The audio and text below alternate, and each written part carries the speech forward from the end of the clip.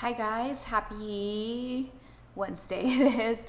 Just a little quick video today. So quick update from yesterday's video about that terrible review that I got stuck with because of Turo's support and a billing issue that one of my renters had.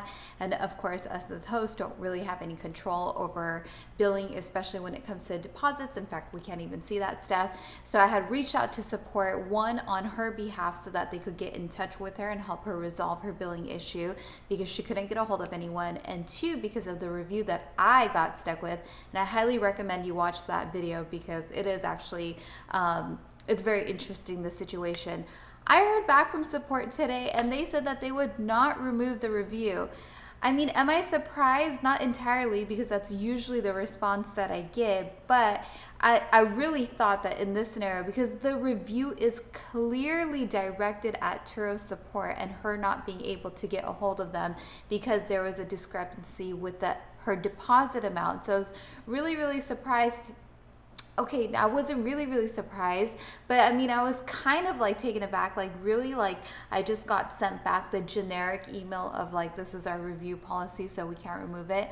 And if you watch my videos in the past, like I'll make an effort to fight some things, but I'll only go so far. And if like Turo really gives me a lot of pushback, especially if it's like minor stuff, I kind of just don't bother with it because I really don't like to waste my time on that stuff, especially because I usually have a lot of other things going on. But this is one of those things. This review is taking up so much real estate on my page because it's so freaking detailed, and the girl really shared her frustration, which by all means she should. She had a bad post-trip experience with Turo support. Has nothing to do with me and my car and the trip that she had. In fact, she even says that she had a great experience during my trip. So this one, I'm definitely going to fight to the death of this and try to get this removed because it's just really unfair, and I should not pay the price of the lapse in support and the experience that my guest had with support, because that's not what my Turo profile is about. So that is the update on that. I'm in the process of trying to get a hold of a supervisor and seeing if I can have a conversation with somebody about this. All right, so on another note, let's talk about this car that I'm sitting in right now because it just came back from a trip. This was a little bit of an interesting experience. So this booking came in midweek. It came in, today's Wednesday, so it came in Monday night for pickup yesterday evening. It was a first-time renter on the platform. She was a foreigner, so a few things that were going on. She was a foreigner, so she had a passport as one of her ID verifications, and then the second piece of information was a interim paper license. So I mentioned recently that her interim paper license was expired. However, currently the DMVs have a 120-day extension date from whatever the expiration date is, as of, I think it's like March 15th or something like that. So I did check with Turo support line and they said that she was in fact verified to drive. All right, so we're all good there.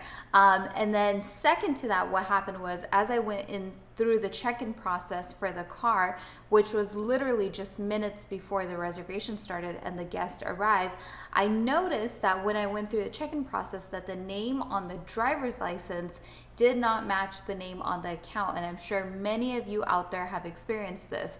This is why it's so important to make sure that you get that check-in done before the trip starts, or if you're meeting with your guests, that you do it while you're meeting with them. Because should the guest leave with the car, like if I had let this girl leave with the car and then came back home and finished the check-in process and realized like, oh my God, actually the license ID verification at the end of the check-in process doesn't match the name on the account, then technically that's my bad because I did not hand it off to the driver. Now, the thing that's really confusing about this is if you look at the reservation page, it actually has her name as the primary driver. So you would think that, you know, this is the person who is responsible for the rental, but it's actually not. It's whatever license shows up at the end of the check-in process, which in this case ended up being a guy, and I think it was like the girl's boyfriend. So luckily I caught it in time, and this was a virtual handoff, so I had to message her real last minute and have her upload or have the guy upload the photos of himself or whatever. I definitely think that this should be a system fix, that there should be some sort of flag if the name on the account doesn't match the driver's license name, because that really just makes things confusing, and it's like an extra step and you're dealing with an additional person. And so it's weird. I don't know why the system is like that, and I've experienced this a handful of times before. So just a word of caution, make sure you go through that check-in process and you see what the name is at the end and match the name and the birthday to the person that is actually picking up the car. Doesn't matter if they're listed as the primary driver or not. So in this scenario, this girl listed her boyfriend as the additional driver, and I don't know why they did this. And the story gets a little bit weirder. So they pick up the car, whatever, everything's fine, everything checked out verification wise. And just to triple check, I did get in touch with support and just make sure like who is the primary driver in this situation. And they verified that it should be the person who is listed at the end of the check-in process. So they take my car out. It's been really hot today. It was like 98 degrees here. And then I get a message, and there was definitely a little bit of language barrier. So I get a message a couple of hours ago saying that, they needed to call roadside assistance. And so of course, right away, I'm like, oh shoot, did something happen, So I messaged back right away, trying to get details as to what happened so I can figure out how I can better help them out. Usually if they're local and I'm around, I could definitely step in and try to go over there and help. So they got back to me, and I asked where they were as well. They did not tell me what happened, but they gave me a location, and it was like the 10 West Freeway in, I don't even recognize the city name, but it's somewhere outside of Palm Springs. And so when I looked it up on the tracking device and then on Google Maps, like you can see it's like in the middle of the desert somewhere, which is wild to me because it's so hot. So I don't know who would take that drive. But anyways, so I was like, that is so weird. They're stranded on the side of the road, which makes me think, blown tire or accident, something along those lines. So again, I pushed to ask for details, and I sent them the roadside assistance number because they weren't near my vicinity for me to go help them. And then I just never heard anything back from them. A couple of hours later, they returned the car and everything was fine. So just a really bizarre incident. I don't know if they ever ended up using roadside assistance or what happened, but everything came back fine. I double checked the car, looked under the hood, took it for a drive, and everything seems a-okay. So really, really odd. And then along with that note, here's another thing, because just the whole rental was a little bit weird. So I went back and I looked at the reservation. I looked at the guy who is actually the primary driver, but on the reservation was listed as the add-on driver. When I clicked on his name, I saw that he has a Turo profile, which has previous trips with 5-star reviews.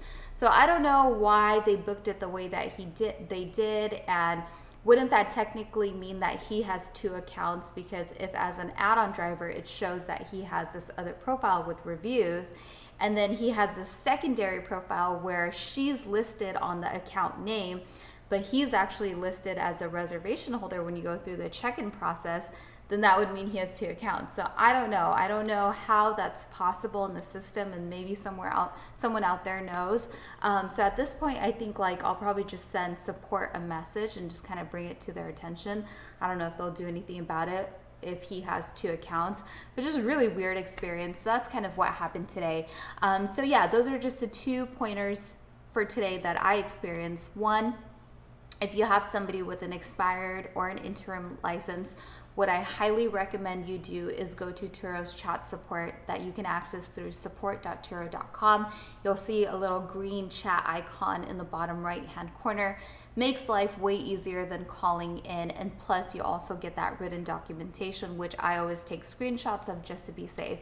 So anytime you have an expired license, I always just take a couple minutes, hopefully if support is up and running on that day, and try to get that verification from the agent that in fact this person is good to drive, especially these days with the way the DMV extensions are changing. You just want to be sure. Now on a normal basis, if somebody has an interim license, this is just a little bit of tidbit of information, the interim license has to be valid for the period of the rental. So how many ever days that is, it has to be valid the whole time. It can't just be valid for the first couple of days. That is under Turo's terms of service. So you just want to make sure for the future.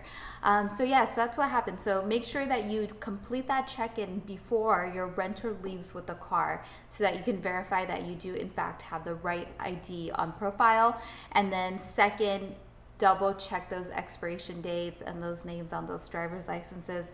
Remember, these are grounds for claims getting denied, so you don't want to get stuck in that trap. So just take the extra moment to do that.